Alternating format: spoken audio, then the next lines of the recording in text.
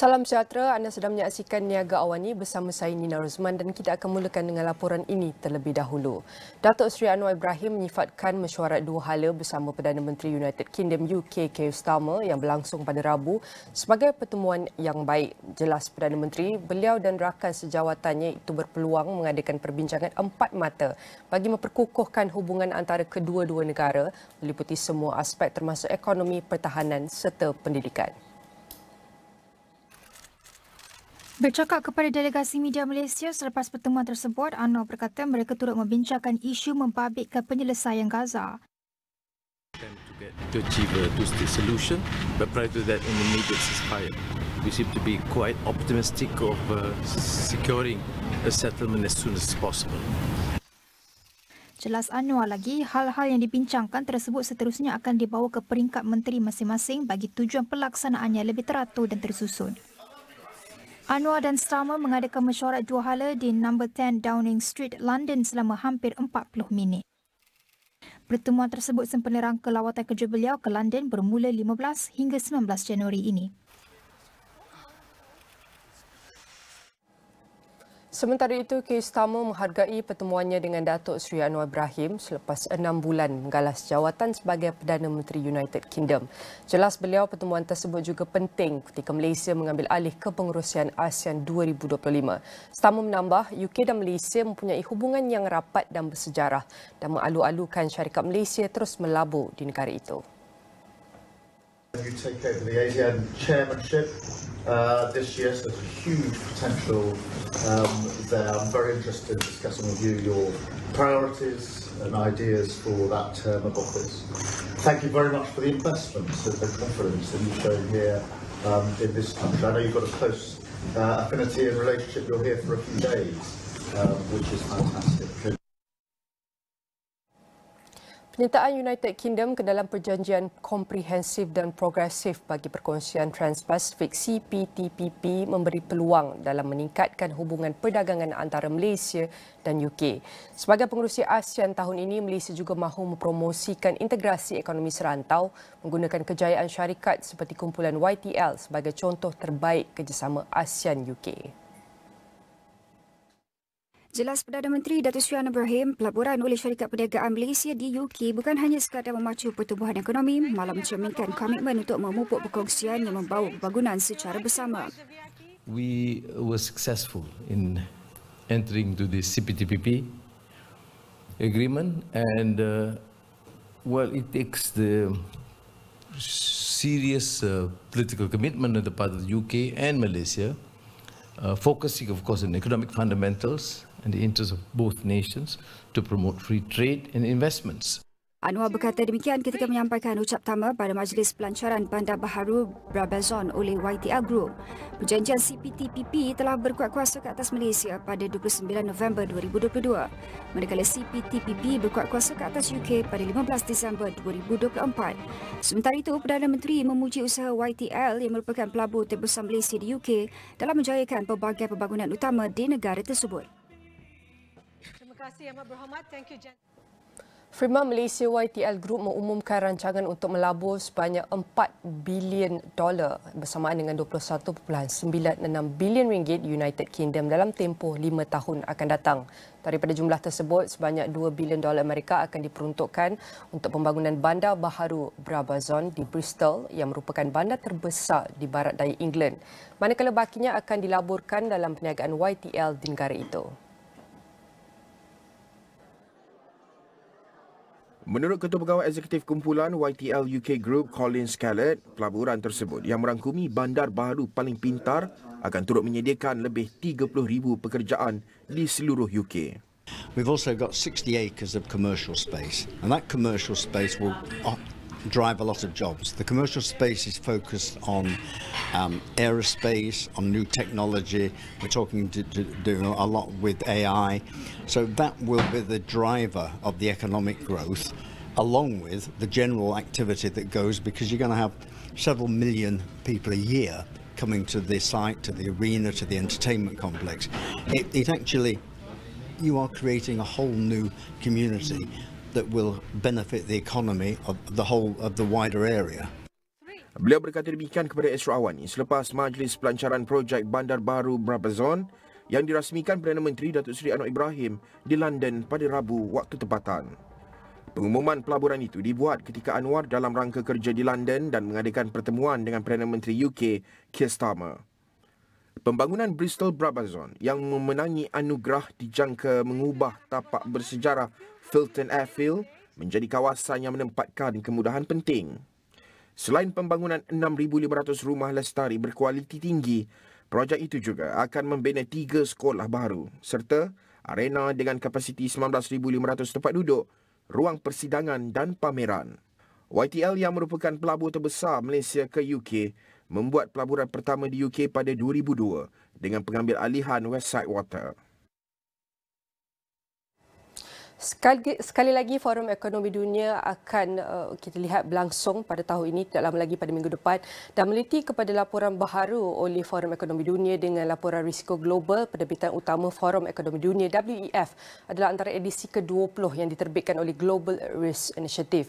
Kajian ini berdasarkan pandangan lebih 900 pemimpin global dan laporan ini menganalisis risiko mendesak antara jangka masa pendek, sederhana dan juga panjang, memberikan pandangan untuk menangani cabaran serta membentuk masa depan yang lebih berdaya tahan.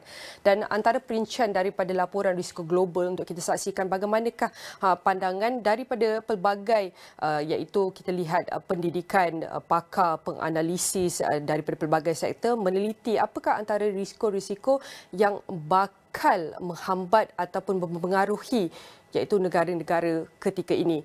Kalau kita meliti antara laporan pertama, lanskap risiko semasa pada ketika ini adalah antara 10 risiko teratas pilihan responden dalam kajian ini. Ini adalah antara cabaran-cabaran yang ramai kita lihat responden meneliti adalah antara cabaran utama adalah konflik bersenjata berasaskan negara. Kita lihat konflik am dengan merekodkan sebanyak peratusan 23%. Ini adalah antara perkara ataupun situasi yang membimbangkan di peringkat antarabangsa terutamanya. Bukan itu saja konflik bersenjata tetapi diikuti juga dengan antara risiko yang kedua tertinggi daripada 10 risiko adalah peristiwa cuaca ekstrim di sini. Kalau kita lihat merekod atau mencatatkan sebanyak 14% responden daripada kajian ini merasakan kita satu negara dan juga di peringkat global akan menghadapi cuaca ekstrim ataupun perubahan cuaca yang kurang baik naik turun. Dan bukan itu saja antara risiko, 10 risiko, kita dapat saksikan juga ada ketidakstabilan ataupun konfrontasi geoekonomi dengan merekodkan sebanyak 8%. Kita tengok juga iaitu antara misinformation, disinformation, maklumat salah dan maklumat palsu, iaitu perpecahan masyarakat, kemerosotan ekonomi, perubahan kritikal kepada sistem bumi, termasuk juga dengan risiko kekurangan peluang ekonomi atau pengangguran, tidak ramai rakyat yang mempunyai pekerjaan dan kita lihat asasi manusia ataupun kebebasan sivil ini terhakis ataupun terganggu dan kita lihat juga ketidaksamaan iaitu ketidakadilan dalam kalangan masyarakat di peringkat global. Dan ini adalah merupakan 10 risiko teratas yang dianggarkan akan dihadapi oleh rakyat dan ekonomi global pada tahun 2025. Selain itu, kita meliti kesan yang mungkin berlaku pada risiko berikut dalam tempoh 2 tahun. Ini adalah antara risiko jangka pendek dalam pilihan responden meliputi daripada ekonomi, alam sekitar, geopolitik dan kemasyarakatan dan juga teknologi. Antara risiko-risiko yang paling banyak di sini kita dapat lihat adalah risiko daripada segi societal punya challenges iaitu perpecahan masyarakat, ketidakadilan, ketidaksamaan, migrasi ataupun perpindahan secara paksa di mana mereka terpaksa berpindah secara paksa disebabkan oleh pelbagai isu ekonomi, isu peperangan menyebabkan rakyat-rakyat ekonomi sesebuah negara itu terpaksa berpindah dari tempat tinggal mereka. Dan kita lihat iaitu daripada segi hak asasi ataupun basic human rights itu akan semakin tertindas dalam tempoh 2 tahun dan kita lihat antara cabaran utama di sini adalah disebabkan ketidakstabilan dalam kalangan masyarakat ketika ini. Diikuti juga dengan iaitu pencemaran iaitu alam sekitar, pencemaran dan juga peristiwa cuaca ekstrim. Dua perkara ini juga akan menjadi kebimbangan dalam tempoh 2 tahun dalam kalangan masyarakat global. Diikuti juga dengan konflik bersenjata seperti yang saya kongsikan tadi dan iaitu iaitu konfrontasi geoekonomi, ketidakstabilan di peringkat geoekonomi, perpecahan dalam kalangan masyarakat. Ini adalah antara risiko-risiko global yang mungkin kita dapat saksikan dalam tempoh terdekat, tempoh 2 tahun. Manakala untuk kita saksikan dalam tempoh jangka panjang, apakah antara risiko-risiko, dan kebanyakannya adalah risiko dalam tempoh 10 tahun.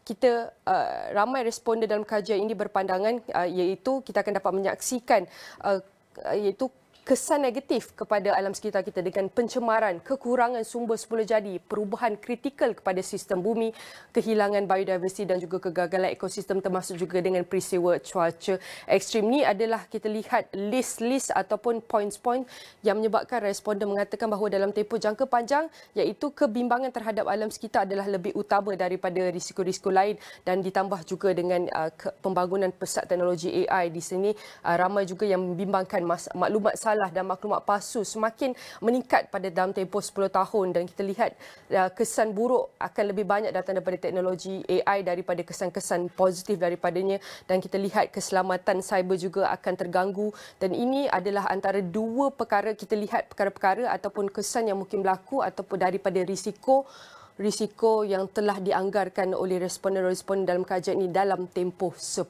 tahun. Dan sudah tentu apabila kita bercakap mengenai risiko-risiko ini, dan mungkin sekali lagi risiko ini juga akan dibincangkan sekali lagi dalam mesyuarat tahun Forum Ekonomi Dunia pada tahun 2025 yang akan berlangsung di Davos, di mana rakan tugas Najib Arif yang akan terbang ke sana pada 20 hingga 24 Januari dan akan membawakan perkongsian dan perkembangan apa yang akan dibincangkan dengan tema kerjasama untuk era pintar. Dan kita lihat mesyuarat ini juga akan beri fokus kepada 5 bidang utama, termasuk merealisasikan semula pertumbuhan, dan kita saksikan industri dalam era pintar, melabur dalam manusia, melindungi planet dan membina semula kepercayaan. Ini juga akan menjadi tumpuan utama dalam sesi Forum Ekonomi Dunia pada tahun 2025.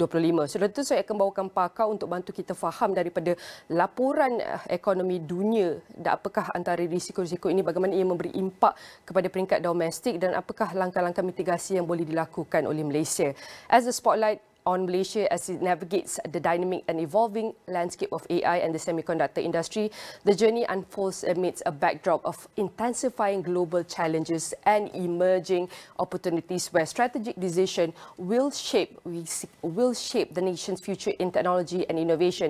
As Malaysia positions itself as a pivotal player in AI and semiconductor technologies, the recent Tier 2 classification and GPU imports restrictions present both a challenge and a call to action. And this restriction not only raise questions about the nation's technological growth, but also test its resilience and adaptability in attracting global investors. And to help us unpack these pressing issues and explore the path forward, we are honored to have a distinguished guest on the line, the Nusantara Academy for Strategic Research Senior Fellow, Azmi Hassan. I want to say thank you very much for joining me.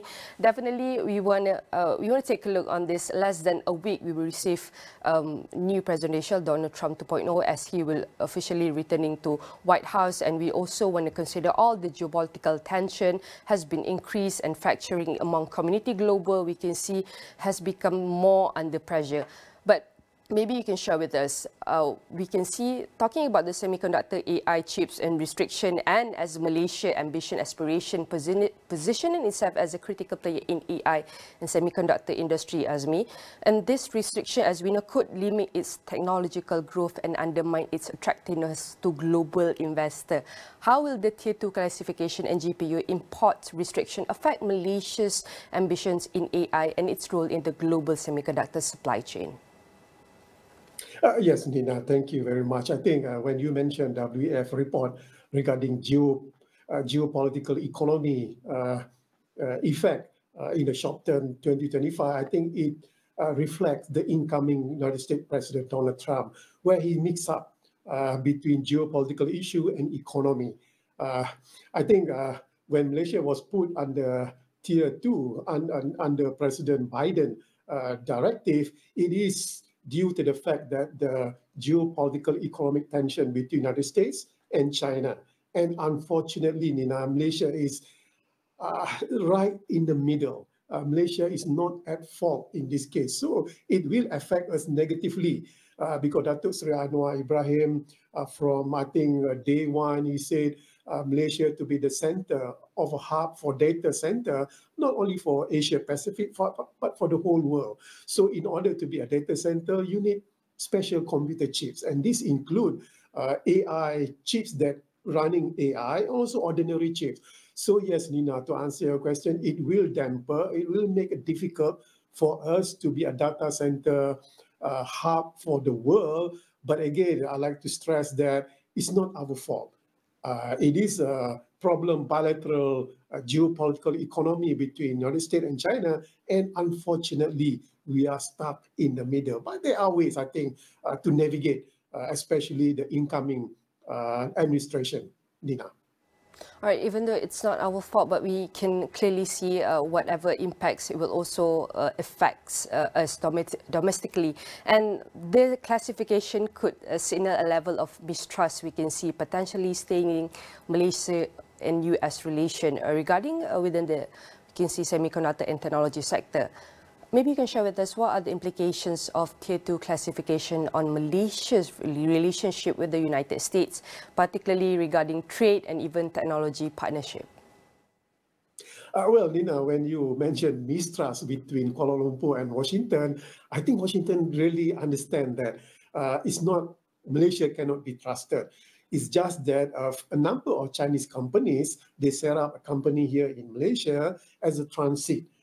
Because as we know, under President Biden and the incoming president, tariff on China products will be, I think, in the region of 50 to 60%. So to go around that, the Chinese company set up their companies here as a transit.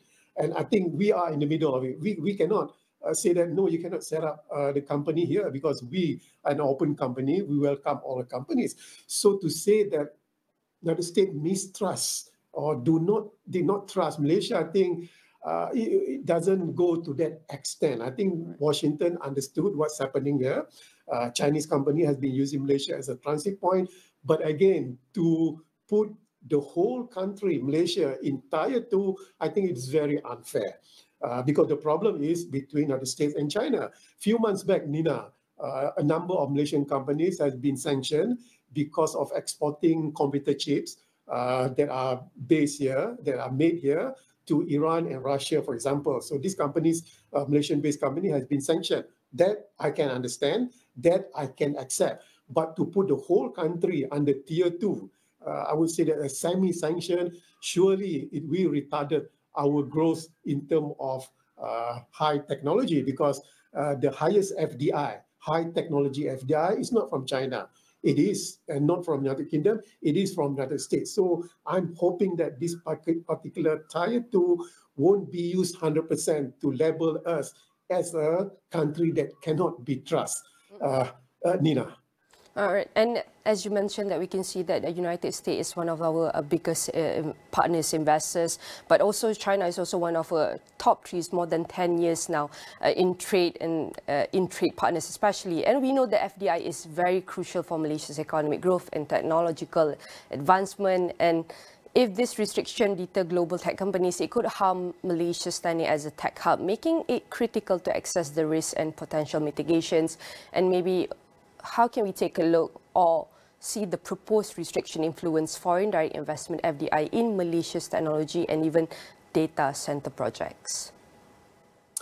Yes, Nina, I think it will hamper, it will constrain our idea of becoming data center hub. That's one thing. But Datuk Seri Anwar, as the Prime Minister, I think his ambition is to use AI, artificial intelligence. And to use artificial intelligence, we need these particular special chips, especially from United States. NVIDIA, for example, they are on top of it. I think it will a little bit constrain because other nations, including China or United Kingdom, cannot provide the technology as United States can provide. I think I'm really hoping that something can be done. I think our ambassador, Datuk Seri Nazri in the United States, can, I would say, alleviate or can eliminate to his counterpart in the United States. The real situation is that Malaysia is not a country, a nation that cannot be trusted. I think, as I mentioned it before, we are stuck in the middle between the bilateral trade war between the United States and also China. I think I'm hoping that luckily they put us in tier 2. There are a worse tier, which is tier 3, which cannot be trusted at all. So I think tier 2 can be somehow or rather can be renegotiated. That not all products from Malaysia that using AI chip or the ordinary chip need to be restricted so that Malaysia can import this particular chip, which is very critical in our development, Nina. And we know that any type of restrictions are probably the better of their countries, probably could be the worst for our country. But we know we need to balance between cooperation and competition, especially if talking about other countries globally. And maybe some restriction highlight the vulnerabilities of relying heavily on any other countries on certain products, certain export and imports, and maybe what some of the long-term strategies should Malaysia adopt to diversify its semiconductor industry and reducing dependency on US technology, as we can also see from the WEF report showing that in 10 years, technology is also one of the concerns of the global people.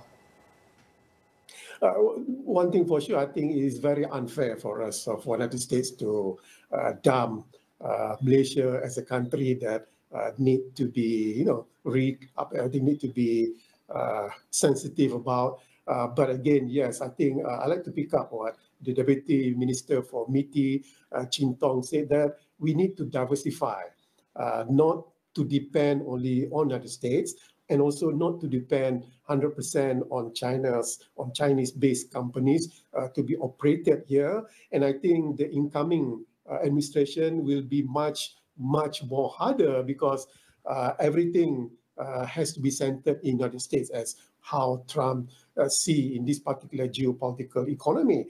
But again, maybe it's a good news that the Kingdom, as mentioned a few minutes ago, is part of the CPTPA free trade agreement, which Malaysia also part of it. So in this case, I think diversification is very important, Nina.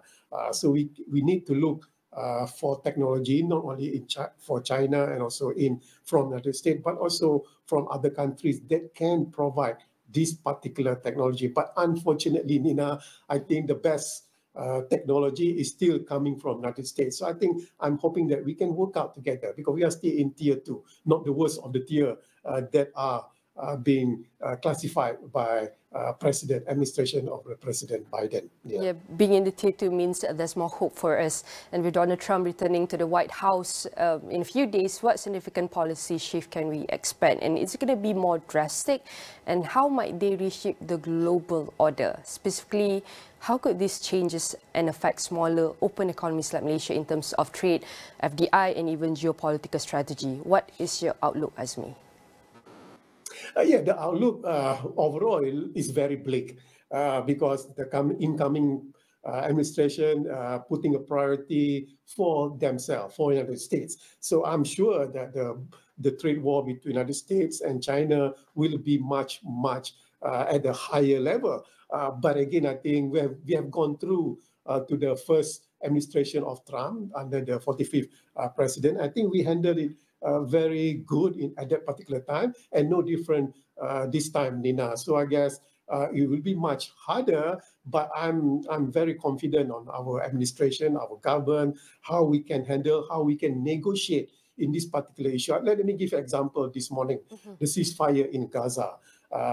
Before this, I see the ceasefire is very bleak, and one of the reasons the ceasefire, I think, got implemented, got agreed, is because of the incoming administration. So there is still hope. If Gaza, there is hope under the incoming administration, Nina, more so for the geopolitical, economic constraint, I think there is hope, even though on paper it looks very hard for Malaysia, but I think we can negotiate the incoming Trump administration, Nina. And definitely Malaysia's ability to thrive will depend on its capacity to balance its strategic priorities and foster innovation, including and maintain robust partnership in increasingly volatile global surrounding. Again, I would say thank you very much to our guest, Azmi Hassan, the Nusantara Academy for Strategic Research Senior Fellow, and definitely all of our discussion here will be featured in AstroAwani.com and across all social media platforms. Please stay tuned with us, as Niaga Awani will be taking a short break, and we'll be right back.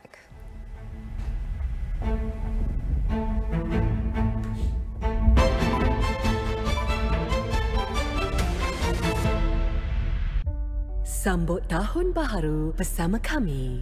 Di sinilah kisah kita bermula. Kisah yang meraihkan kehidupan. Full of life and flavour. Kisah yang membuat kita tabah. Tell them the truth. 别讲黑幕上，再讲动不了。胜利是靠争取的。The truth is always stranger than fiction. Kisah yang mendorong kita. 太追溯，安排这卡死的。 Kisah yang membentuk kita. It's like the dreams come true. We do make a pretty good team when we work together. Being the Dragon Warrior, it's who I am. Kisah yang mendebarkan jiwa. Ini kisah kita. No matter where history began, they end with one hell of a story. Stream kesemuanya bila-bila masa, apa jua cara. Semuanya di satu tempat. University Malaya UM is expected to offer a cardiothoracic specialist training course this October. There will be no U-turn on the implementation of the Vehicle Entry Permit VEP for all foreign vehicles entering Malaysia from Singapore. Diesel sales at petrol stations have decreased by 30% within the first week of the fuel subsidy rationalisation on June 10th.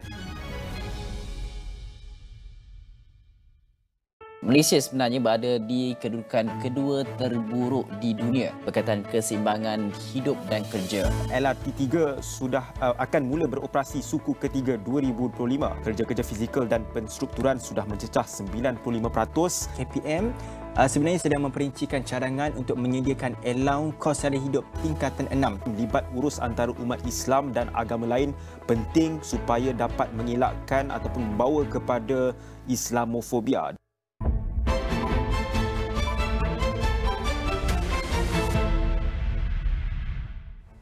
Baik, seperti biasa, Niaga AWANI akan kongsikan bagaimanakah prestasi mata wang ringgit berbanding dolar Amerika Syarikat, termasuk juga dengan perbandingan di peringkat negara serantau Singapura dolar.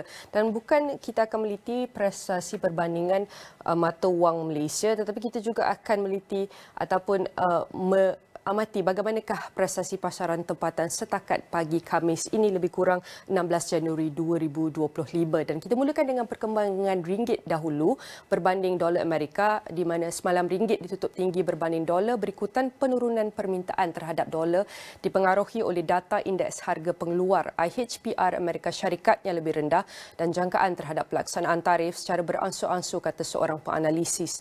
Pada 6 petang ringgit naik kepada 4.4970 atau 5010 dan itu adalah prestasi ringgit setakat hari penutup Rabu petang semalam.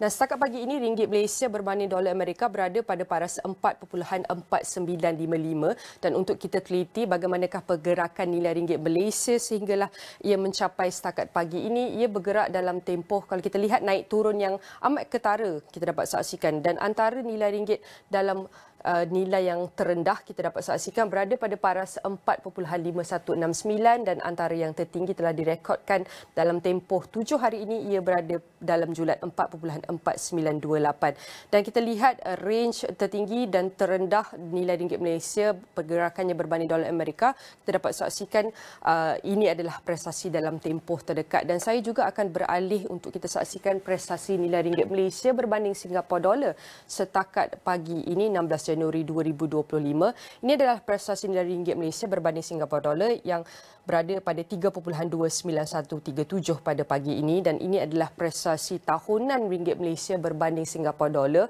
Graf ini menurun mencerminkan nilai ringgit Malaysia semakin kukuh berbanding Singapura dolar, dan dalam tempoh setahun dari 2024 tahun lepas hinggalah Januari 2025 tahun ini, antara yang ternilai tertinggi telah direkodkan nilai ringgit Malaysia berbanding Singapura dolar berada pada 3.2041 dan antara yang terendah ia berada pada paras 3.5602, dan ini adalah prestasi nilai ringgit Malaysia berbanding Singapura dolar dan juga iaitu dolar Amerika dalam tempoh terdekat dalam setakat pagi ini dan bagaimana pergerakannya dalam tempoh seminggu.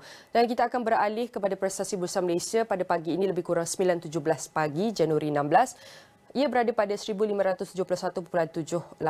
Prestasi pada pagi ini meningkat 9.66 atau bersamaan dengan 0.62%. Sebelum kita saksikan pergerakan dalam tempoh 5 hari prestasi Bursa Malaysia, di mana semalam Bursa Malaysia mengakhiri peningkatan pada sesi awal untuk ditutup rendah Rabu dengan lebih 900 saham mengalami kerugian mencerminkan penurunan keyakinan yang berterusan dalam pasaran.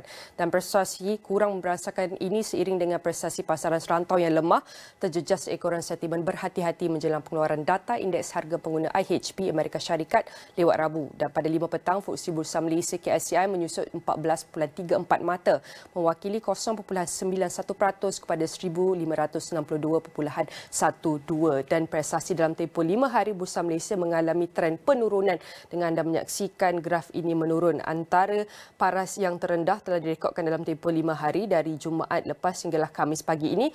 Ia berada pada 1,559.05 dan antara yang tertinggi ia dicatatkan pada paras 1,605.16 dalam tempoh 5 hari pergerakan Bursa Malaysia dapat kita saksikan setakat ini.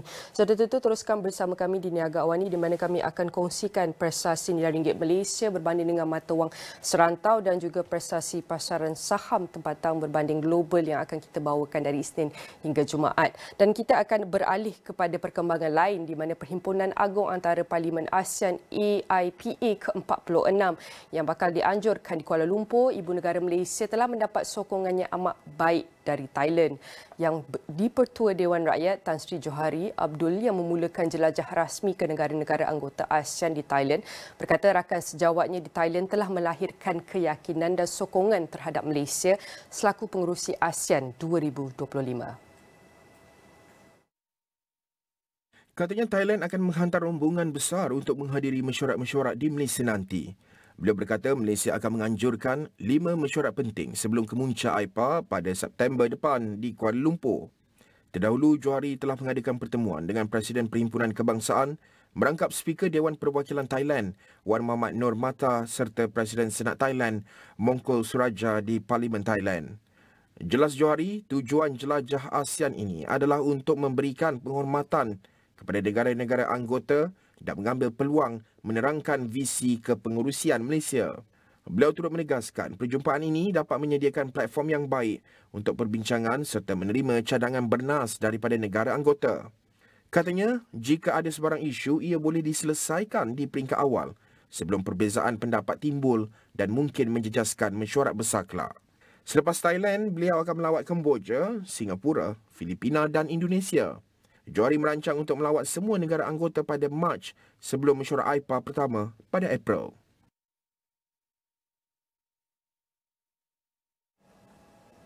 Mesyuarat pertama Jawatan Kuasa Kerja ASEAN Plus 3 menetapkan keutamaan ekonomi utama PEDS bagi ASEAN 2025, antaranya peningkatan akses kepada pembiayaan peralihan mampan dan adil terhadap iklim. Kementerian Kewangan MOF dalam satu kenyataan berkata PEDS ASEAN akan turut mempercepatkan pertumbuhan pasaran modal ASEAN yang lebih mampan, terhubung dan inklusif serta mempromosikan kesinambungan pembayaran segera yang inklusif di ASEAN. Sementara itu, PADS bagi ASEAN Plus 3 pula menetapkan keahlian penuh negara ASEAN Plus 3 dalam Southeast Asia Disaster Risk Insurance Facility, SEDRIF, perluasan keahlian ASEAN Plus 3 Finance Think Tank Network, AFTN, meningkatkan kredibiliti Chiang Mai Initiative Multilateralism, CMIM, melalui transisi daripada ikrar kepada modal berbayar dan meningkatkan akses CMIM. Mesyuarat ini dipengerusikan bersama oleh Malaysia dan China dan berlangsung pada 14 hingga 15 Januari 2025 di Park Royal Langkawi Resort Kedah. Menurut MOF, mesyuarat ini dihadiri oleh 135 pegawai dan anggota delegasi daripada Kementerian Keuangan dan bank-bank pusat negara anggota ASEAN Plus 3 yang terdiri daripada ASEAN, China, Korea Selatan dan Jepun. Antara perkara utama lain yang dibincangkan dan dipersetujui adalah cadangan pembiayaan risiko bencana DRFI. Kata MOF, pembentangan Pelan Hala 7 DRFI 2026-2028 pula bertujuan menangani kerentanan serantau terhadap bencana alam dan cadangan menubuhkan platform baru di peringkat Menteri Kewangan ASEAN Plus 3 yang khusus untuk membincangkan dasar fiskal. Selain itu, terdapat cadangan membangunkan mekanisme Policy Adjustment Instrument PAI untuk membantu negara ahli meningkatkan kestabilan kedudukan kewangan negara masing-masing. MOF menambah, perkara-perkara yang dipersetujui dalam mesyuarat ini akan diperhalusi dan dibincangkan lebih lanjut dalam mesyuarat kedua Jawatankuasa Kerja ASEAN Plus 3 yang dijadualkan pada 5 hingga 6 Mac 2025 di Xiamen, China, sebelum dibentangkan untuk persetujuan pada mesyuarat Menteri Kewangan dan Gubernur Bank Pusat ASEAN Plus 3 yang dijadualkan pada Mei 2025. In Malaysia, the Consumer Protection Act 1999, particularly after its 2010 amendment, plays a significant role in safeguarding consumers from unfair contract terms. These terms, often found in financial agreements, can create a significant imbalance in the rights and obligations of the parties involved to the detriment of consumers. With the rise of complex financial products and services, ensuring that contracts are fair and transparent has never been more important. Joining me today is Dr. Ong Zishin, the Senior Lecturer in the Faculty of Law, University Malaya. I want to say thank you very much, Doctor. It's fantastic to have you here. Firstly, let's understand first, what is unfair contract terms and perhaps some case studies you can share with us?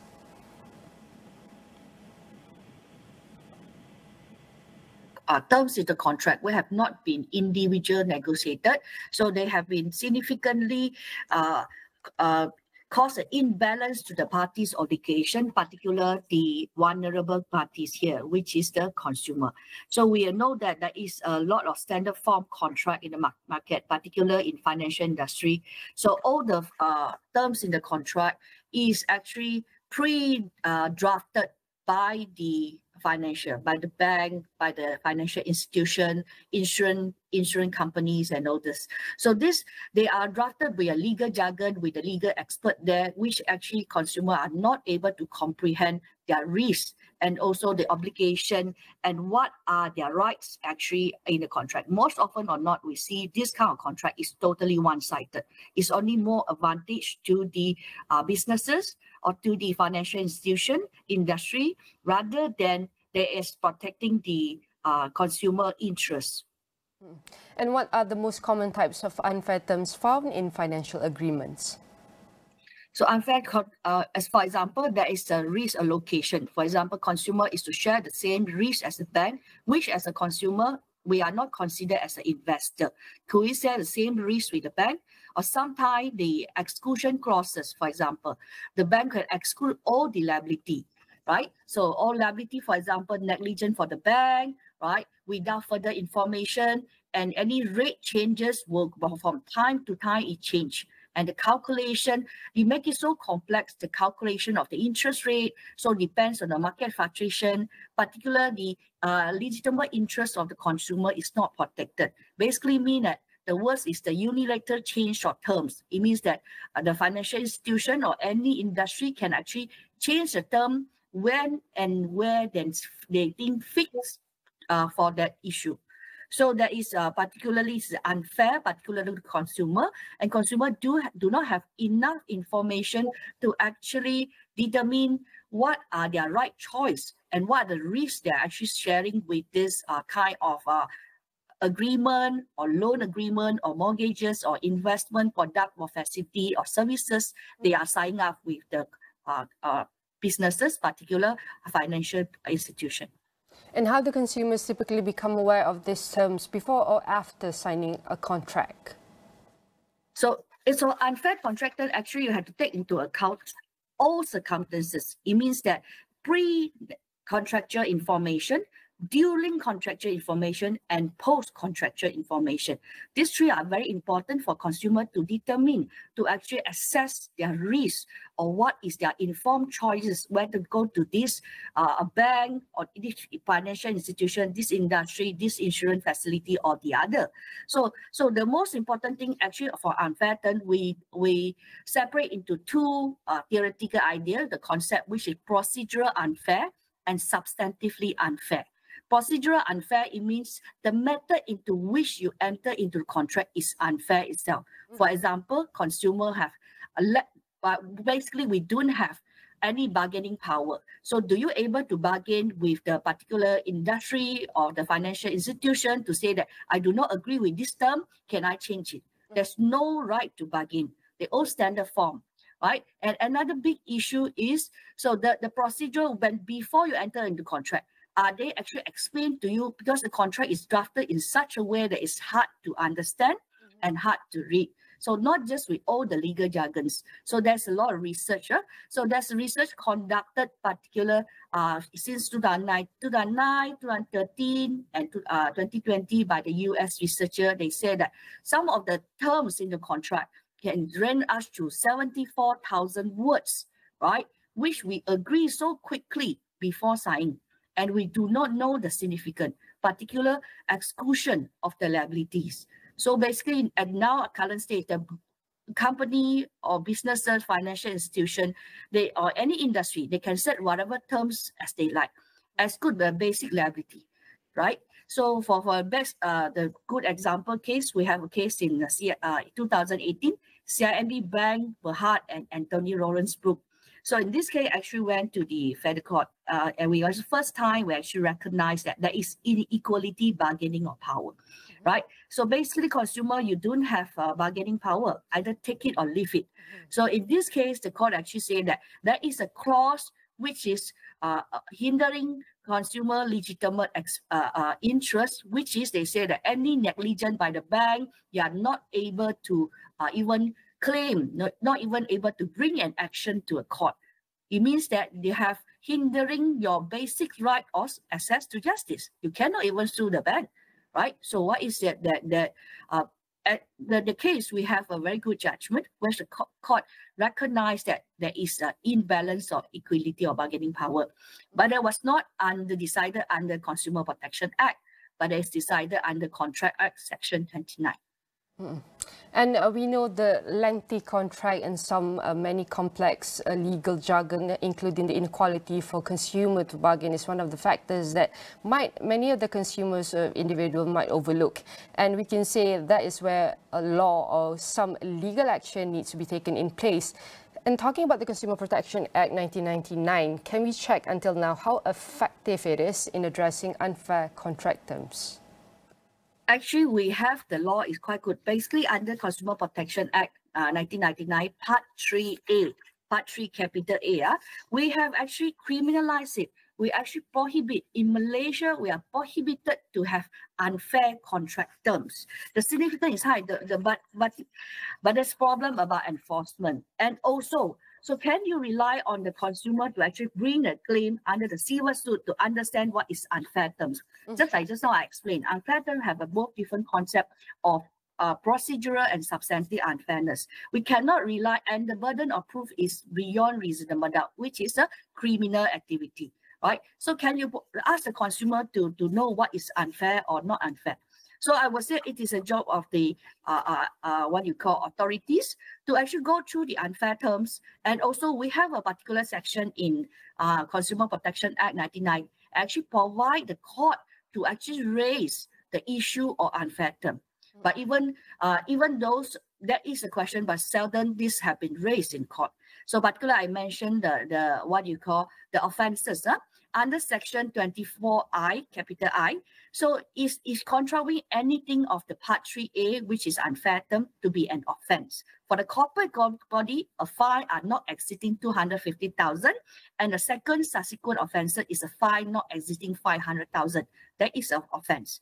For individual as well. So even individual can have unfair contract, right? We have a case in 2001, Saadat, right? So that Saadat and Mawi case. In that case, so there is a coconut farmer who do not understand English, enter into the contract. And of course, there's a question of undue influence. So in that case, with the first time, we recognize there's inequality bargaining of power.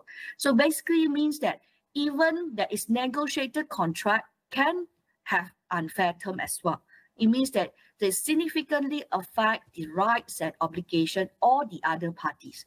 because there is the vulnerable party who cannot understand the extent of the contract and what are the obligations and the rights there is. Then again, some contract even can have a term and saying that you cannot cancel the contract. Then is subject to penalty or some default rules or default fees you're supposed to pay, right? That is clear cut. It is undermine the legitimate interest of the party who enter into a contract. Right? Even for individual, the fine are great. The fine is 100,000, even imprisonment of a term not exceeding 3 years or both. A second or subsequent offences to a fine not exceeding 250,000, and imprisonment for a term not exceeding 6 years or both. So there's basically unfair term in Malaysia is prohibited.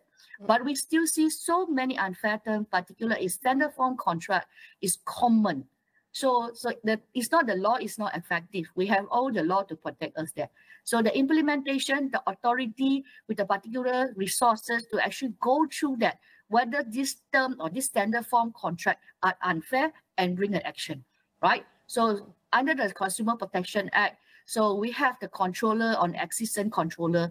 I mean, for particular industry, because industry, for any industry, the terms are standard form. So you go to one, for example, one bank to another or one insurance company to another, they are the same condition. So the another big issue is there is a competition issue, right? Again, this company and these businesses, they can standardize the condition.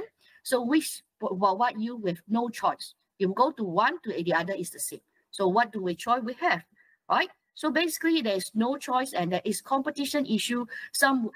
This is actually detrimental to the consumer or to normal, general public to actually went into a transaction. Particular, I would say, a financial instrument or financial services which are of a higher risk. And this is the reasons and factors that Malaysia need to regulate unfair contract terms. Are there any examples of countries with stronger regulations that Malaysia could emulate? Actually, a unfair contractor have been existed a long time ago. So in UK, the unfair contractor is under the Unfair Contractor Act, so 1977. So Singapore as well and other common law jurisdiction, they all have unfair term. But I would say we are very serious because we criminalize it. To an extent, we actually already criminalized it, right? The problem is the implementation. So we are prohibiting this unfair contract term. Right, so and also the enforcement. So now it's only UK there is amendment under their Consumer Rights Act as well as their Unfair Contract Term Acts, right? So they provide a duty, the specific duty to the court or to the tribunal to actually raise the issue of unfair contract term when there is a consumer dispute who arrive in the court. So basically, because like our system. So common law system is depends on the lawyers to raise the issue. What are the issues the court need to look at? So then the court will decide on the particular issue, right? So this often or not, this unfair term issue was not raised. So now they impose a duty to the court. We do have that similar section. The section is on basically there is a power granted by the court, right? Or the tribunal to raise the issue of unfair term, but there is not a what you call compulsory duty. It means that there is a power for the tribunal or the court to raise this unfair term issue for consumer contract. And this is very insightful sharing on helping us understand from the consumer side. And thank you for walking us through the regulatory landscape in Malaysia, the necessity of these laws, and the real-life examples of unfair terms in practice. Again, I would say thank you very much to our guest, Dr. Ong Ziching, the Senior Lecturer in the Faculty of Law, University Malaya. Baik, kita akan teruskan dengan perkembangan seterusnya di mana Malaysia terus memperkukuh kedudukannya sebagai destinasi utama pelaburan asing apabila pihak berkuasa pelaburan Abu Dhabi ADIA menyatakan komitmen untuk meningkatkan pelaburan di negara ini. Menurut Menteri Komunikasi Fahmi Fazil, ia merupakan bukti keyakinan pelaburan asing terhadap prospek ekonomi negara yang kukuh. Perdana Menteri ke Emirat Arab Bersatu ataupun UAE, yang mana Perdana Menteri telah umum sebelum ini bahawa beberapa pihak termasuk Abu Dhabi Investment Authority ataupun ADIA berhasrat untuk meningkatkan jumlah pelaburan, dan susulan kepada pengumuman Perdana Menteri, kita ada membaca tentang pengumuman tambahan pelaburan RM1 bilion ke dalam sebuah syarikat Malaysia bernama LANGSUNG, dan ini sudah pasti menunjukkan bahawa Malaysia terus menjadi destinasi yang preferred destination for foreign investment, termasuk oleh badan-badan seperti ADIA dari Emirat Arab Bersatu. Pada 14 Januari, media melaporkan anak syarikat milik tidak langsung LANGSUNG Holdings Berhad, LANGSUNG Production Offshore Holdings Limited memperoleh pelaburan berjumlah $1 bilion Amerika bersamaan 4.48 bilion ringgit daripada konsortium firma pelaburan antarabangsa untuk memacu pertumbuhan selanjutnya. LANGSUNG berkata pelaburan itu disertai dengan pilihan untuk meningkat kepada $1.5 bilion Amerika dalam tempoh 24 bulan. Konsortium pelabur itu merangkumi Platinum Lily B 2024 RSC Limited, anak syarikat milik penuh ADIA, dana yang diuruskan oleh British Columbia Investment Management Corporation, PCI dan RRJ Group. ADIA adalah antara dana kekayaan terbesar di dunia dengan aset dianggarkan melebihi $1 trilion Amerika.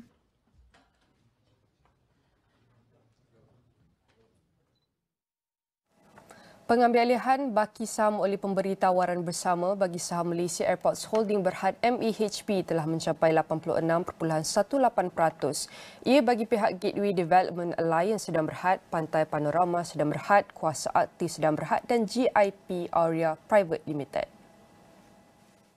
M Investment Bank dalam satu kenyataan berkata setakat 5 petang 15 Januari 2025, jumlah saham MAHB yang dipegang oleh penawar tawaran bersama dan penawar tawaran muktamad bersama adalah sebanyak 85.77%.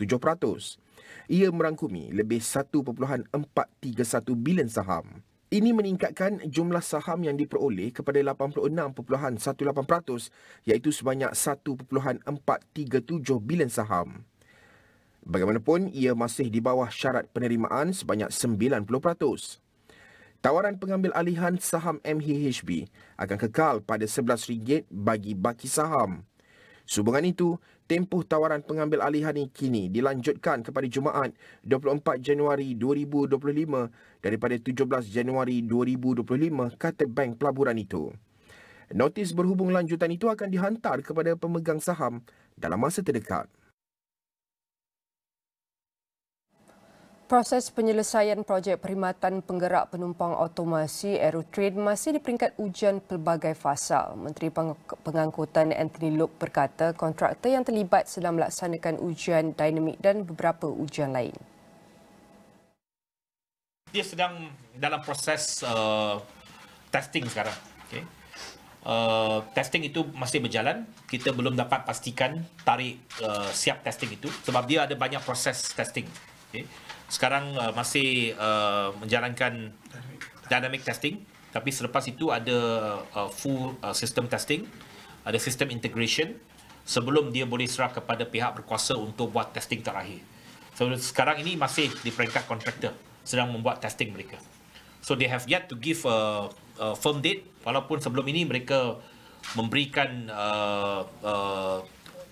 gambaran bahawa dia boleh siap pada 31 Januari. Tapi setakat ini mereka belum kembali dengan satu firm date ataupun tarikh yang tertentu untuk Aerotrain lagi.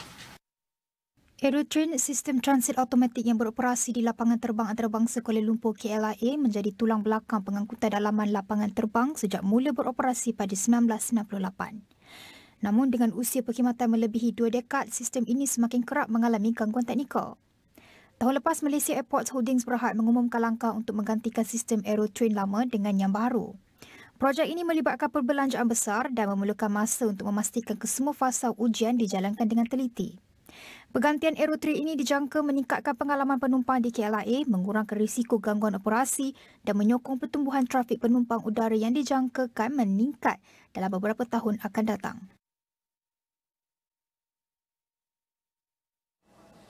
Projek laluan rel Pantai Timur ECRL dijangka siap 2 bulan setengah lebih awal dari yang dijadualkan selepas kerja pemasangan laluan dari Maron Pahang ke Kota Baru Kelantan dapat disempurnakan. Ketua Pegawai Eksekutif Malaysia Rail Link Sedang Berhad, Datuk Seri Darwis Abdul Razak berkata pencapaian itu dicatatkan selepas kerja pemasangan landasan fasa ketiga dari Dungun Terengganu ke Kota Baru sejauh 206 km siap pada Rabu.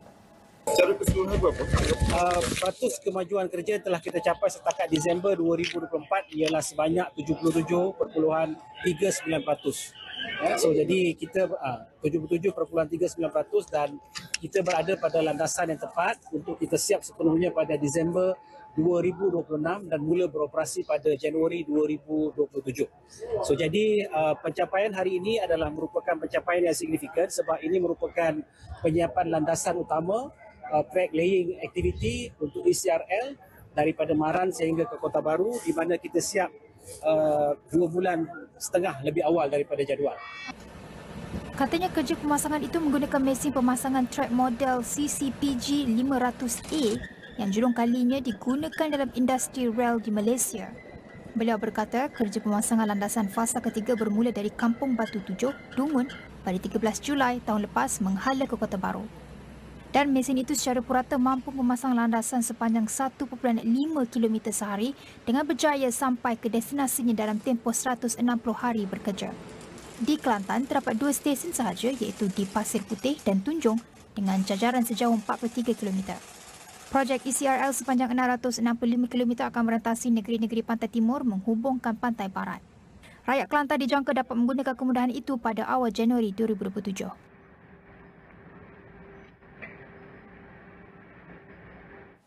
Baik, selepas ini kita akan bersama rakan tugas untuk bawakan perkembangan The Economy with Ibrahim Sani dan sekian saja perkongsian bersama saya Rozman. Kita jumpa lagi.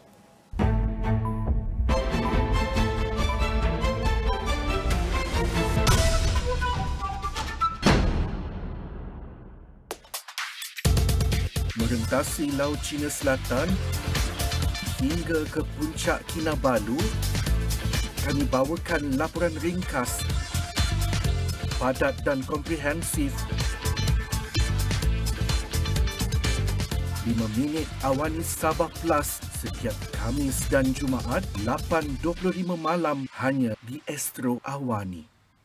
A brand new day, a brand new stadium. Musim kedua, lebih mencabar, lebih hebat. Kita dah compete 4 orang. So sekarang ni kita nak pergi mana ni? Kita nak bawa korang ke tempat yang susah-susah orang nak masuk. Perjalanan epik menyelami Premier League. Today challenge is cabaran demi cabaran menanti mereka. Masa berjalan. Takkanlah saya nak kalah juga. KTPL, mulai 23 Januari jam 11 malam di Astro Ria dan Astro Go.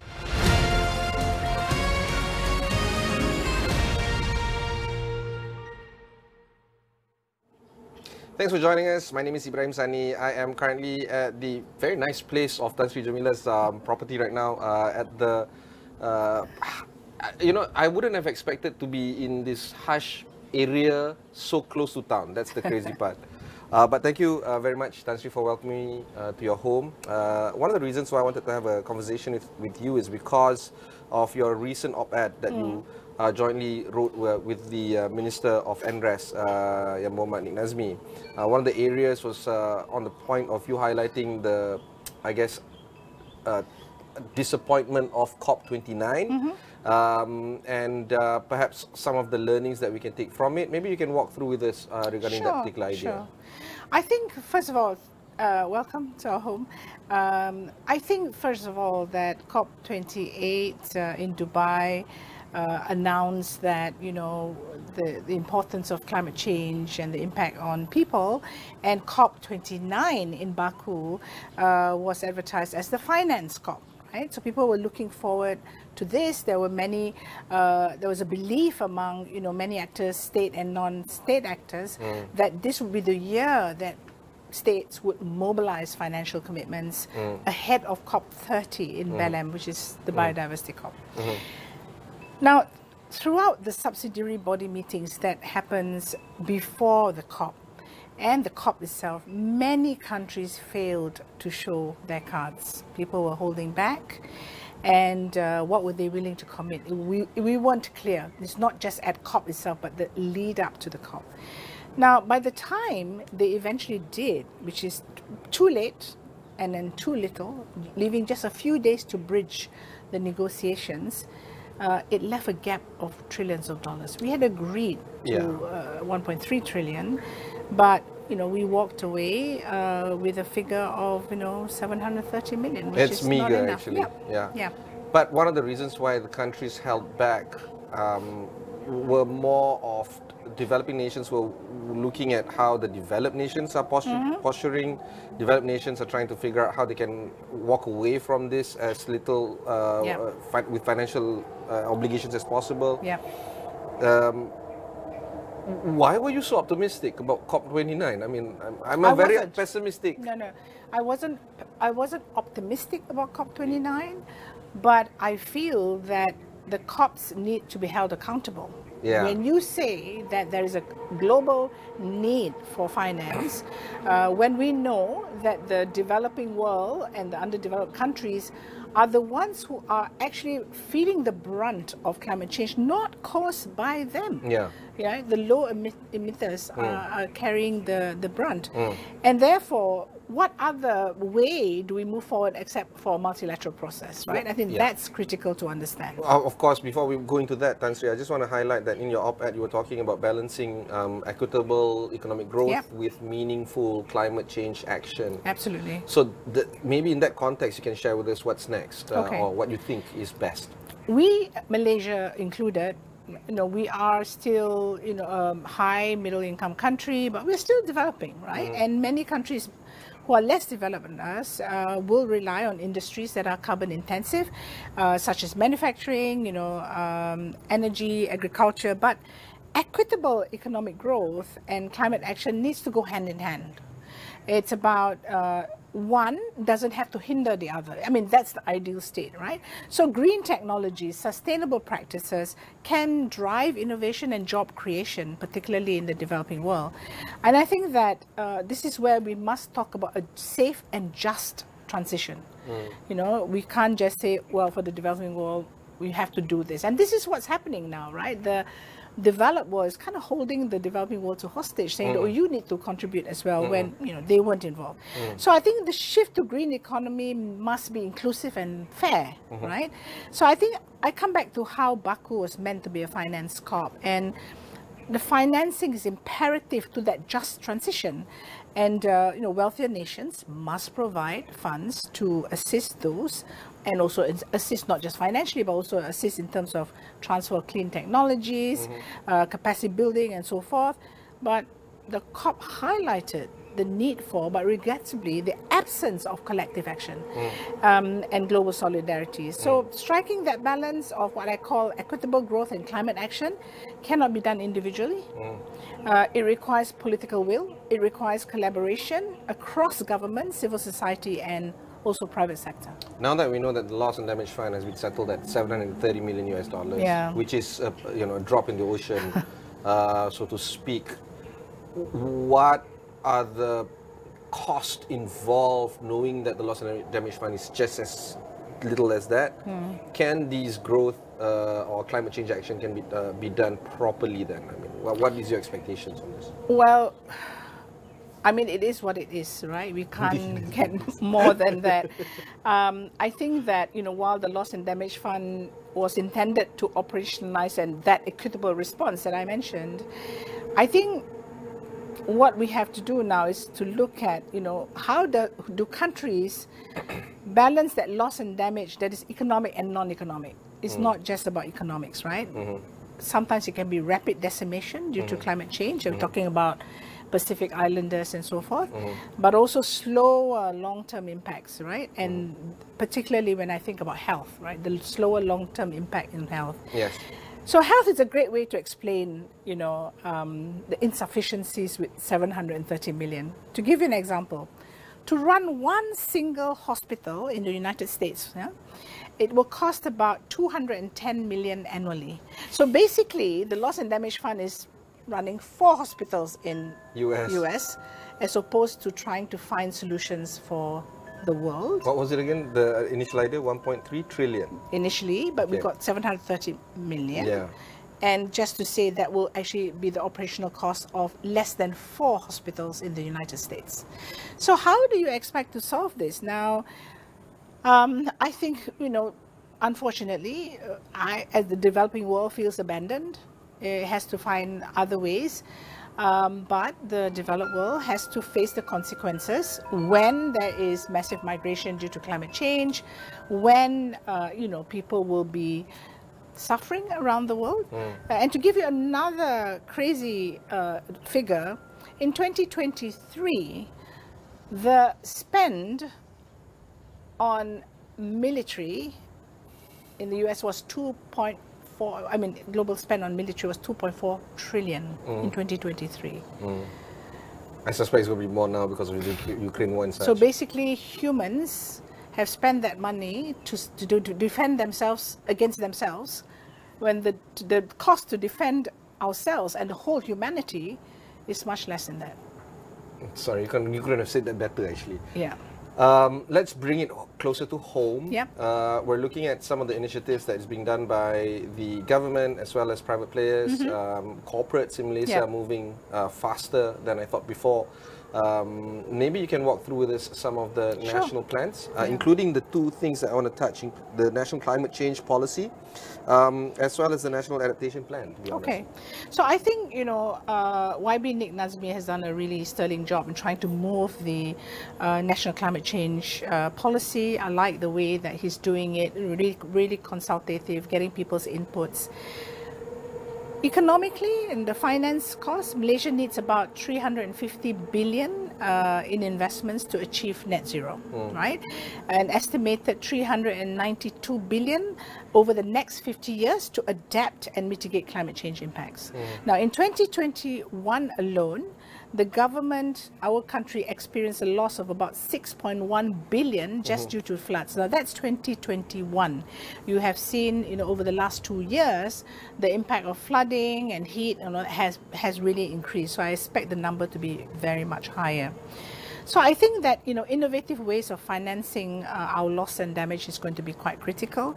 The National Climate Change Policy aims to address this by stimulating domestic green financing through market options and market enablers.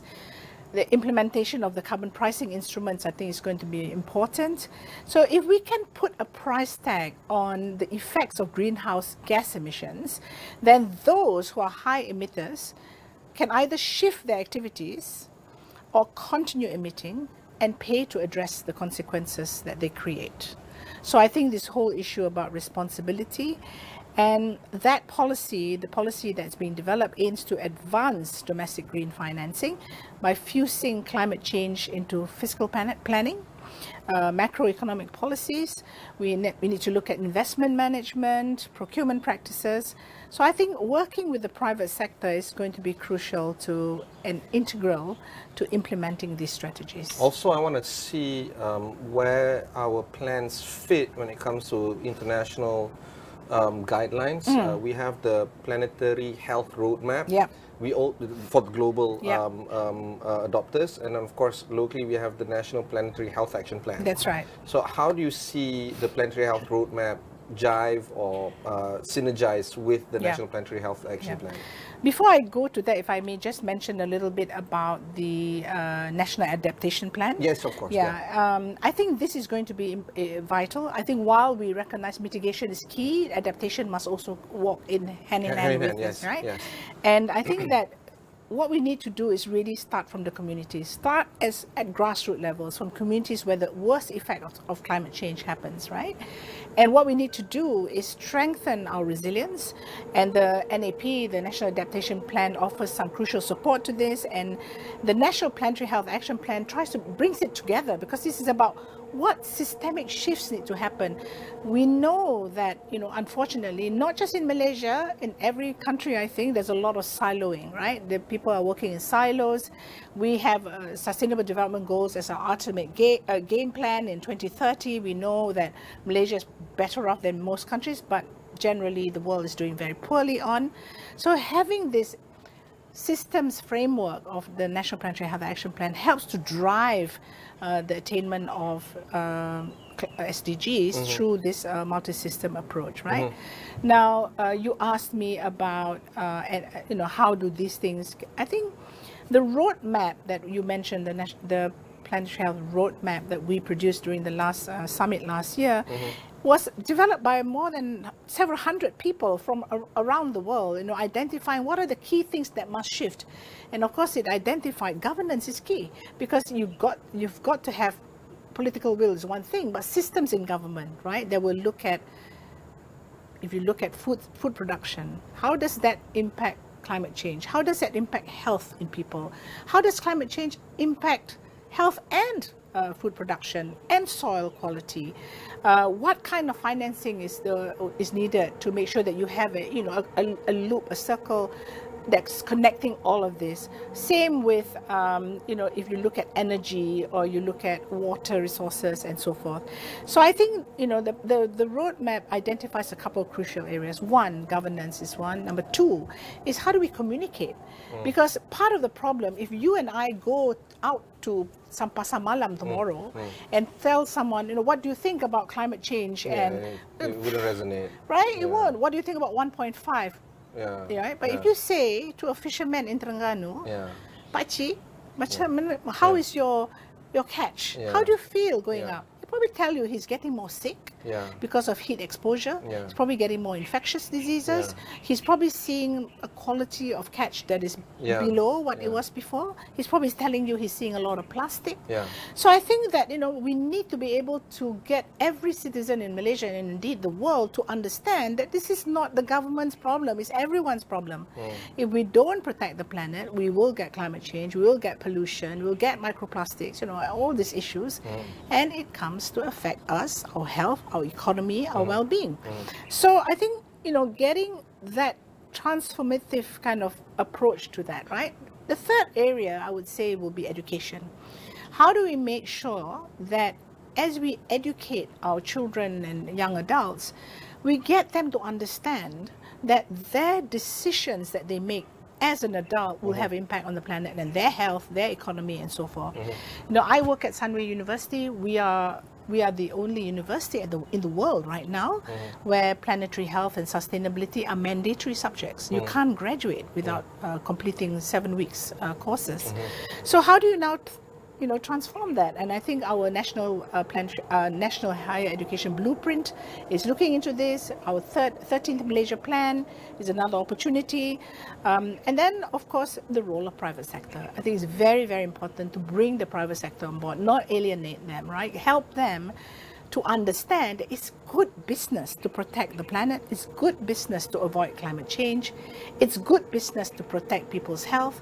So how do you make this, understanding much more clear, so that when you and I make a decision, are we going to buy that next piece of clothing, you think about where that may land 10 years from now. But isn't generational awareness getting better? I'm having a reality check. My eldest is now 18 this year. That's a big alarm bell for me, at least. I'm not that young anymore. But the way she looks at things, completely different from how I would when I was 18. I would say yes and no. I think that you and I live in urban settings. I think that majority of our children are internet savvy. They're in a very privileged position that they can talk about climate change. Right? So I think we have to be realistic. I don't know. I don't have the real data, but there's a very good study done on the perception of climate change by our friends at Monash University, and shows that people actually know, but they just don't know what to do. Right? So that's where the communication comes in. Yes, this is important. Don't overwhelm people with the doom and gloom, but give stories of hope and possibility. And this is where your daughter and my children and other young people will find solutions. Look at how, some young students are already able to look at how they dissolve plastic in days rather than years. Right? So technology, honestly, Ibrahim, we have all the knowledge, all the technology available at our fingertips today. Is whether we want to use it or not, which means changing our business model, creating policies that will help facilitate these changes and our mindset, our behaviors. You've been in the intersection of national health systems with now climate solutioning. Where do you see the, I guess, roadblock that needs to be removed? Other than communication, do you feel that, is it trying to increase public awareness so that they can pressure their political representatives and create the political will, or is there somewhere else that lies? The biggest challenge we have is governance, right? Without a doubt. We need to have, as I mentioned before, a multi-system connected way of addressing the complexity that we're in. We are living in very uncertain times. We are first facing what the UN has described an uncertainty complex. We have the dangerous planetary changes of the Anthropocene created by us. We have, sweeping societal transformations, and we have polarization on top of everyday uncertainties. But on top of that, we have a growth model that is based on GDP. Okay, so it comes back to the fact that does having a high GDP actually lead to happier citizens? Of course not. There is no economists would. So I would think say that we need to kind of press the reset button a little bit, rethink how we want to live, how we want to leave a legacy for our future generations. When I look at the Madani concept, it is very much in line with planetary health. It's about solidarity, equity, protection of the environment, making sure that, there's social distribution, all these things which are really important. But how do we rewire our brains to say that actually it makes good sense financially, health-wise, socially, environmentally, to do the right things? It's not about short-term gains, it's about playing that long game, right? So you're talking about patient economics, you're talking about, really looking at intergenerational approaches to how we develop as a nation. So how do we get there? Political will, leadership. I'm hoping our Prime Minister watches this and realizes that he has a tremendous opportunity, particularly now under ASEAN chairmanship, to at least make a difference in the region. You and I have both gone through the pandemic. We've seen what that has happened to our economy, our people, and the the next lives pandemic that is are just lost. around the corner. The next pandemic is not going to be 100 years. We are already seeing, what's happening now in China with the new metavirus, the avian type flu, and that's been predicted for some time. People like me have been, engaged with our own networks to say, how do we prepare for disease X? How do we prepare for, what might be the next avian kind of pandemic, right? And we can't go on doing the same thing, expecting to have a different outcome. We can't. So, can we take some of these major steps and put in place policies that are pro-planet, pro-people, that, will be difficult, but to take that hard decision that we must transition away from fossil fuels. We must find a way to have our economies develop in a different way. We need to, use human capital intelligence, use the technology we have, and build a better future for everyone. I guess now I want to ask you, what are your expectations for COP30?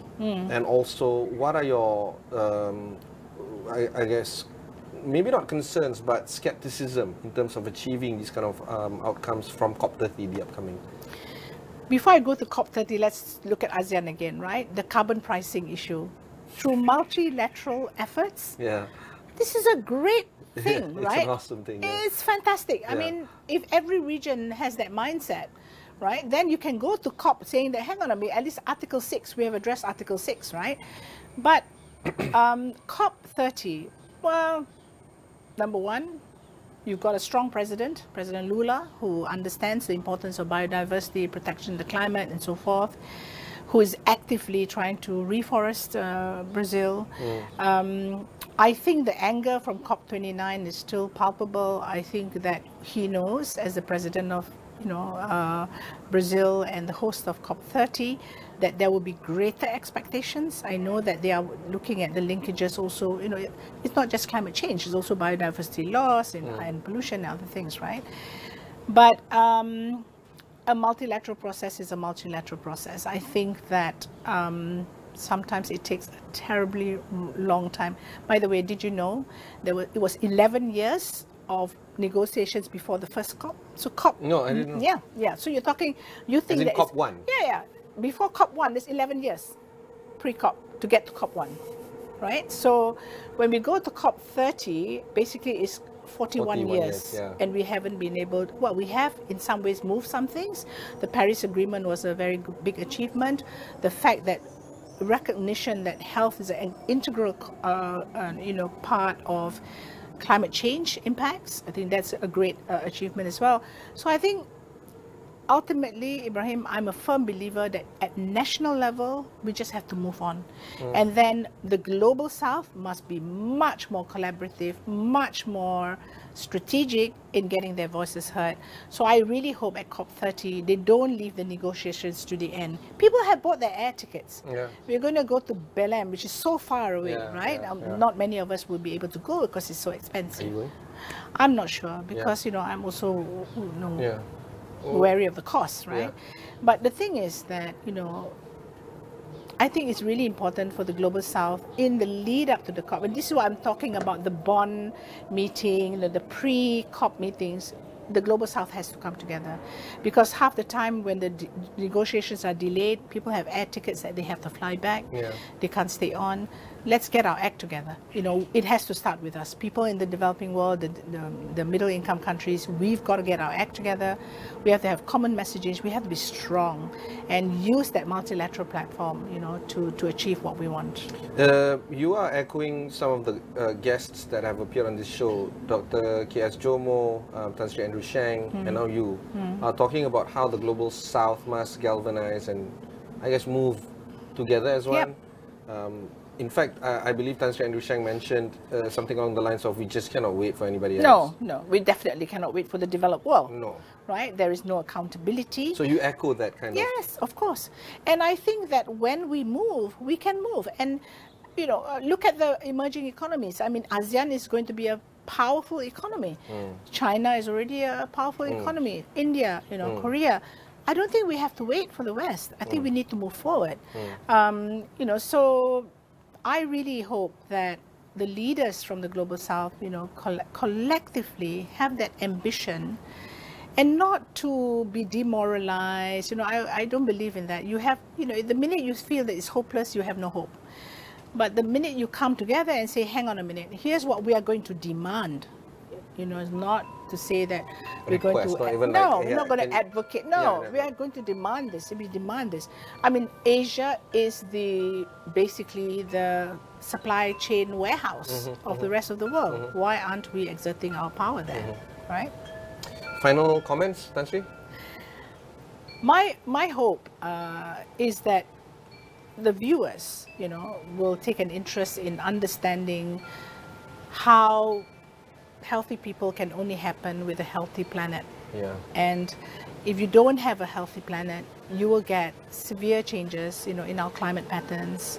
We will have, a lot of problems with pollution, microplastics, environmental degradation, disasters, and so forth. And the other thing, of course, is that this is intergenerational. It's our responsibility to future generations, right? How do we want to be remembered? We are the ancestors that have created this path.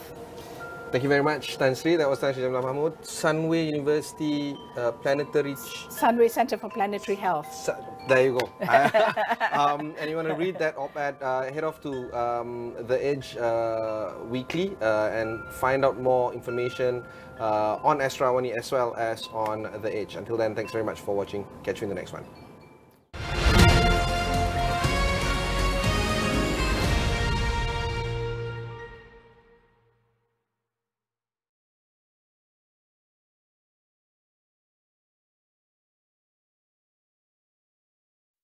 Nekat membongkar perselingkuhan. Dengan ini, saya ceraikan US.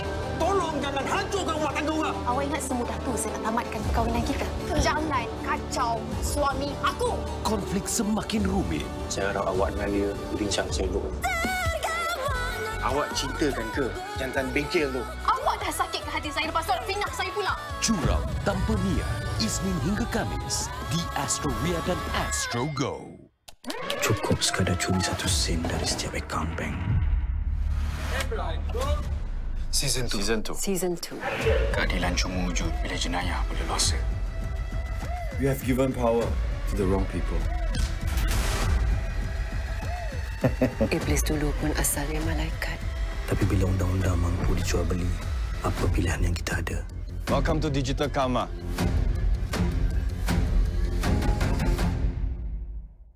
Malaysia sebenarnya berada di kedudukan kedua terburuk di dunia berkaitan keseimbangan hidup dan kerja. LRT3 sudah akan mula beroperasi suku ketiga 2025. Kerja-kerja fizikal dan penstrukturan sudah mencecah 95%. KPM sebenarnya sedang memperincikan cadangan untuk menyediakan allowance kos sara hidup tingkatan 6. Libat urus antara umat Islam dan agama lain penting supaya dapat mengelakkan ataupun membawa kepada Islamofobia.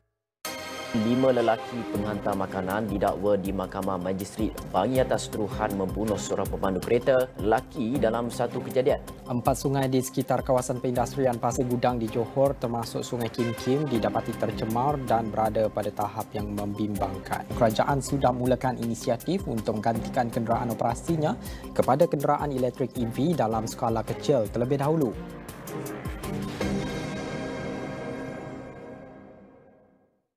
Peksukan Astro membuka